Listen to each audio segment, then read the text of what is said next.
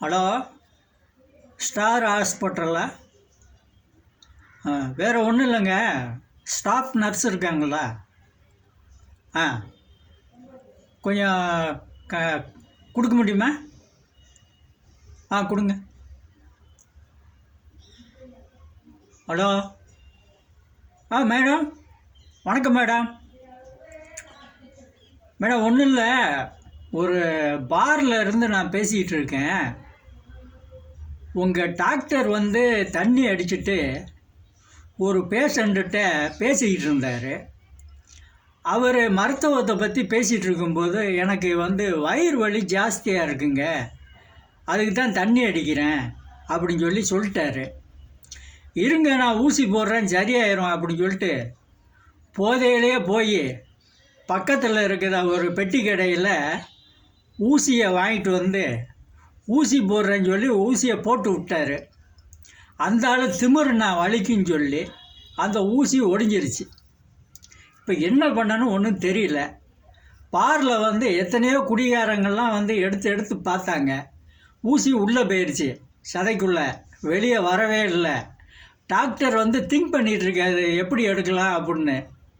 அதனால் நான் டாக்டர்கிட்ட கேட்டேன், டாக்டர் நீங்கள் ஹாஸ்பிட்டலுக்கு கொண்டு போங்க அப்படின்னா, இல்லை ஊசி கைக்குள்ளே இருக்குது, நான் போனால் தப்பாயிரும், இவனை கூட தான் கூட்டிகிட்டு போகணும் அப்படின்னு சொல்லி அவர் பேஷண்ட்டு பக்கத்தில் உட்காந்துட்ருக்காரு, அந்த குடிகாரன் பக்கத்தில்.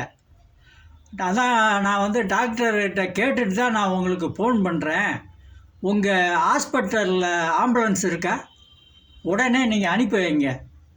ஆமாம், அந்த குடிகாரனையும் டாக்டரையும் ஏற்றி விடணும், ஏன்னா 2 பேருமே போதையில் இருக்காங்க.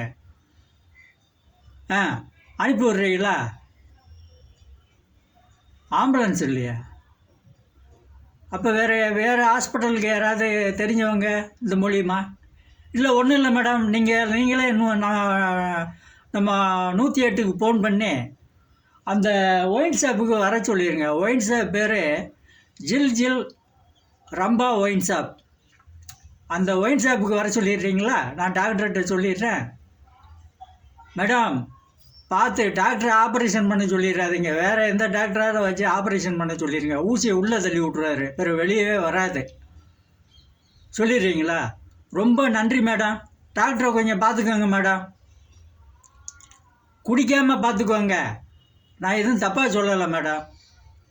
நீங்கள் சொன்னால் அவர் கேட்பார், குடிக்க மாட்டார், நல்ல மனுஷனாக இருக்கார்.